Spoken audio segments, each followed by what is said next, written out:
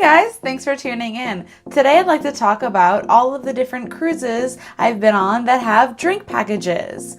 I have been on Carnival, Norwegian, Royal Caribbean, and Disney Cruise Line. I'd like to discuss how the drink packages differ, their costs, the benefits of each, and whether or not you can bring your own alcohol on board. Before we get started, if you're new to my channel, don't forget to subscribe right here and give this video a big thumbs up if you enjoy cruising, Disney, and weekend getaways, because that's what my channel is all about. When you watch this video, Raphael and I will be coming back from our 8th cruise, which is actually on Carnival. So let's get started with their drink package first.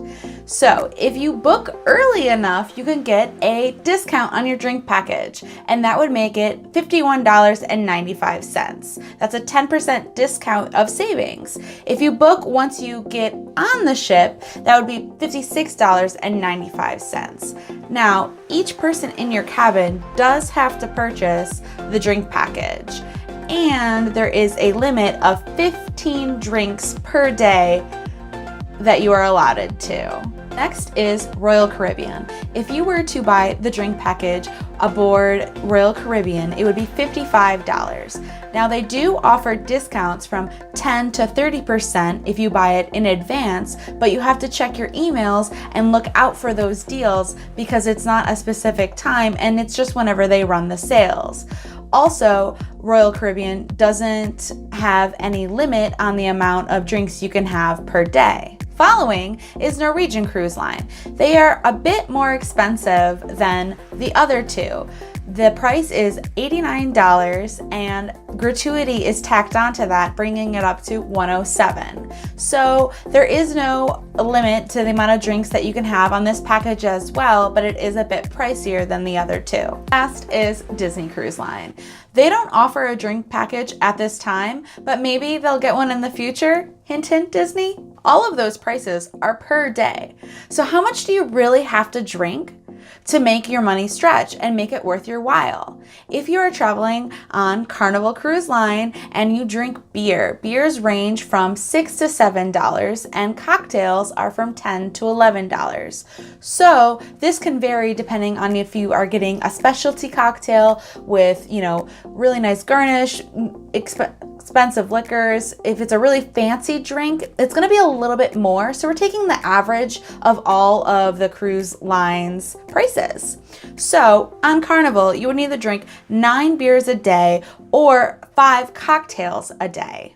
Next, with Royal, the price point of the package per day is just about the same. So you're looking at needing to drink the same amount of drinks, 5 cocktails a day or about 9 beers a day to break even and really make your package work for you. Now, the average price points on Norwegian Cruise Line are very similar. We're still talking about $10 for a cocktail or $6 for a beer. But because the package is almost double the price than Carnival and Royal, you need to drink a lot more. You're looking at drinking about 16 beers a day or 11 cocktails a day to break even and make it worth it. Lastly is Disney Cruise Line. Again, they don't offer a drink package, but they have specialty cocktails, and those specialty cocktails or drink of the day are actually a little bit cheaper than some of the other cruise lines, comparing they're about $6 a day.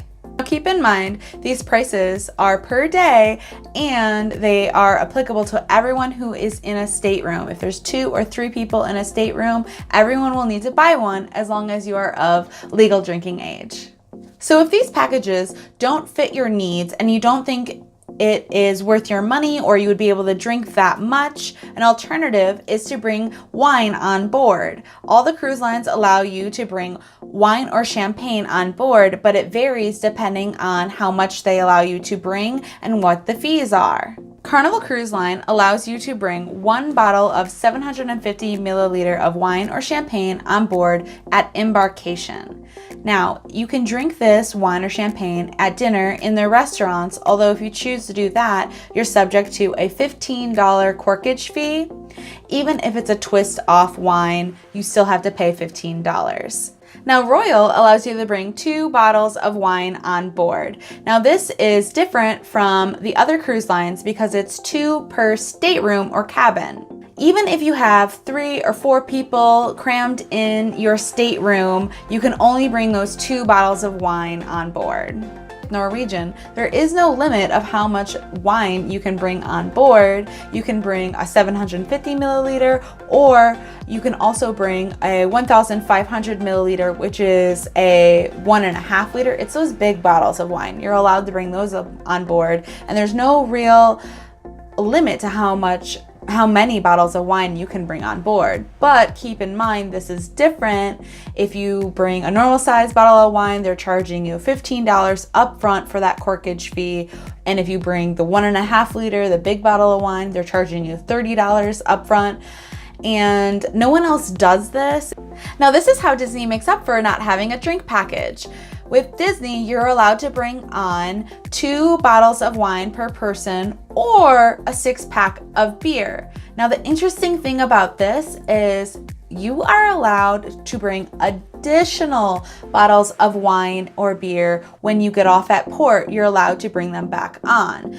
Other cruise lines do not allow you to do this. They have a strict policy on this. If you were to buy some nice tequila in Mexico, they would take it away from you when you got back on the ship, and you would get it when you disembark and go home. My experiences, I would recommend that you bring the twist off bottles of wine, because I've actually brought corked bottles of wine and I accidentally broke a corkscrew once, so that was unpleasant, and for ease of access, it's just much easier to bring a twist off.